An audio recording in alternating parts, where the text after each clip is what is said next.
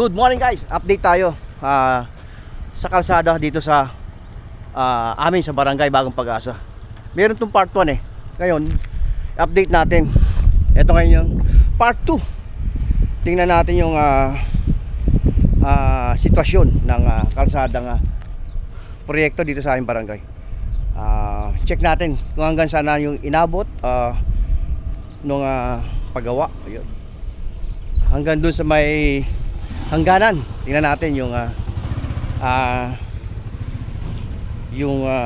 naging proyekto, 'di ba? Para sa kagandahan ng aming barangay. Yan. Ito namin sa inyo yung kalsada. I-update natin, guys. Yan puntahan natin yung pinakang boundary ng barangay Bagong Pag-asa sa Miguel, Bulacan hanggang Pampanga. Doon sa may arko. May arko dito, guys. Tara, guys. Ayan, guys, tara. Tingnan natin hanggang saan yung nung una tayong nag-vlog dito sa ang kalsada ng Bagong Pag-asa. Hindi ko na matandaan kung hanggang saan yung naging nakalimutan ko na. Ano ba naging? Nakakalimutan. Ito. Okay, so yung portion na to hindi pa pala tapos. So guys, yan. Bakit? Nagmamadali ka? Ikaw naman sinasabi ko lang no, hindi pa tapos. Bakit? Bigla ka sumingi sa usapan namin. Bye-bye natin, guys. Yung kalsada na to. Hanggang doon sa may sa may boundary. Sa may arko kung saan yung barangay Kawayang Bugtong. Tama ba? Yan. Sana hindi ako nagkamali. Kawayang Bugtong. Pero okay pa naman yung kalsada na to. Kaya siguro hindi dinugtungan kasi okay pa. Pero gagawin din yan. Pala desisyon ka, inunahan pa yung kapitan mo. Siyempre, alam ka nang mataas yun. Tapos dito, di ba, mababa. Oo. At siyempre, tanong natin sa ating kapitan kung diba?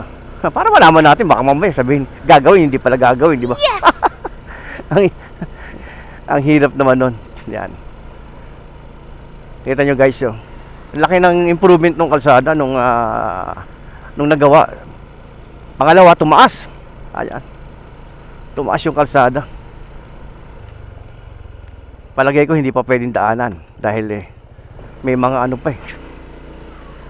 na mga mabibigat na sasakyan katulad ng mga may kargang pare siguro dahil gagawa lang din to Ayan. May mga bato dito siguro baka ito yung ginagawang pang riprap. 'Di ba yung gilid na ganyan Yan yung ginagawa.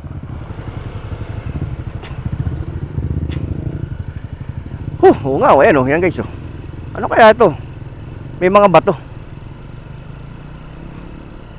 Baka dun sa ang project na to, baka dito dun sa Senia. Ayan Bakit bato? Kasi nung unang vlog ko wala namang ganitong bato. Baka ipoproyekto din siguro yung baka lang hindi ko alam Yung yung irrigation na yan. Patubig. Kita nyo? Ang ganda nung nagawa. At tumaas siya. Tumaas yung kalsada. Mainam to sa amin mga barangay, at least meron man lang mapag-jaggingan, mapaglalakaran, di ba? Maraming ito pala ginagawa. Ayan, guys. Akala ko riprap. Yung pala to?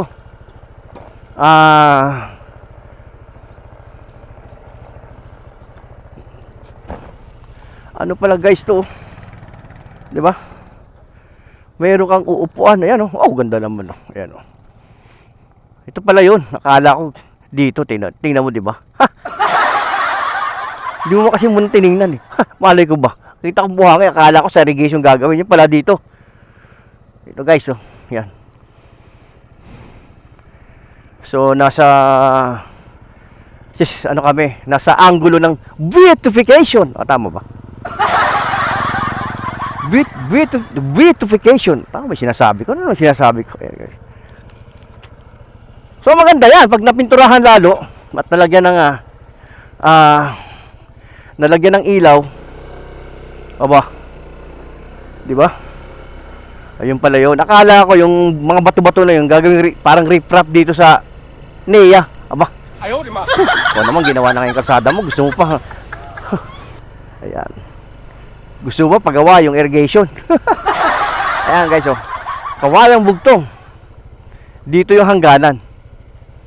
Pagka andyan ka sa kabila, ay Pampanga na yan. Ayan, oh. Kawayang bugtong. Candaba, Pampanga.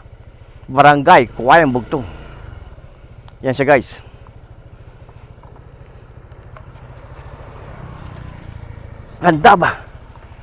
Candaba, Kawayang bugtong. Ayan ang boundary. Pag nandito ka, San Miguel. Pero pag lumagpas ka, Pampanga ka na. Iba na salita. Hindi. Tagalog pa rin. Ang bihira. Ayan. Di ba? Ayan yung kalsada. Ito yung una kong binilag eh. Yung kalsada na to. Ngayon, i-update lang natin kung hanggang saan na yung natapos, di ba? Ayos parang ikaw ang kontraktor niyan Ganda guys pag napinturahan yan. No? Ano kayang kulay ang pwedeng ipipintura dyan? Di ba? Ang ganda ka colorful. Colorful. Ano kayang colorful naman yung pinagsasabi ko na yan? Ayan guys. Yan, naikutan natin. Ito na ngayon yung sitwasyon ng kalsada sa Bagong Pag-asa.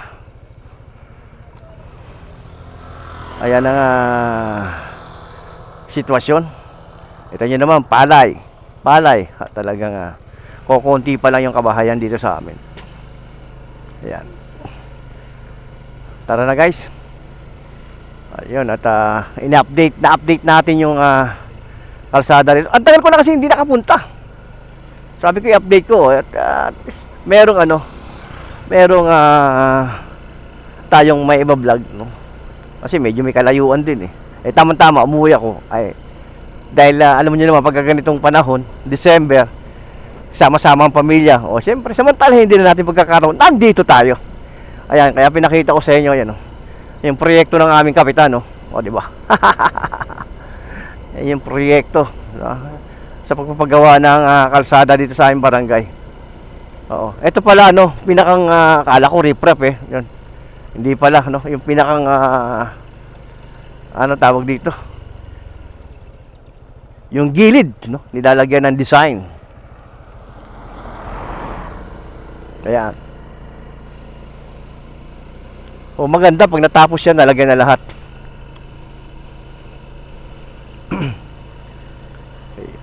Malaking pakinabang to, hindi lang dun sa may mga sasakyan, hindi lang dun sa mayroong motor, kundi dun sa ibig mag-exercise, gusto mag-jogging. May kalabaw pa rito, gusto mag-jogging. Laking bagay to, yung gusto mag-jogging at maglakad-lakad sa umaga. Malaking bagay to guys. Ayan. Hanggang saan na ba? Puntahan natin hanggang saan ang kanyang ang proyekto.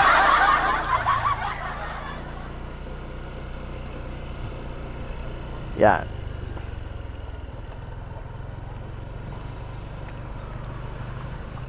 O di ba? Mahaba na rin.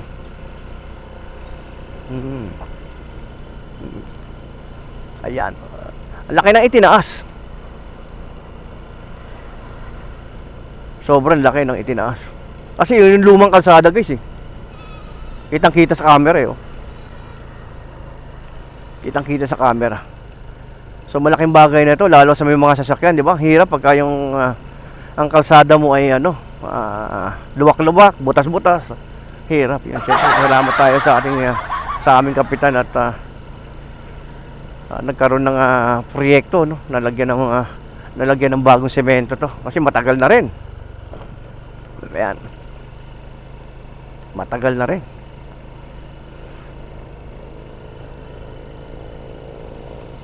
Okay na yung ayan guys, oh. Oh, di ba? Okay na yung ano. Ayan guys, i-update lang natin yung kalsada dito sa Bagong Pag-asa, San Miguel, Bulacan. I-update ko lang kayo para at least alaman nyo yung kalsada sa amin dito sa loob. Yan, kung saan papuntang Candaba, Barangay, Kawayan Bugtong. Ito na siya guys. Malaki na ang naidugtong ng kalsada na to. Siyempre salamat to sa kapitan namin. Ayan, oh, di ba? Tuloy-tuloy lang. Yan. Yan siya guys, oh. Yan yung kalsada. Yun lang guys. Thank you for watching.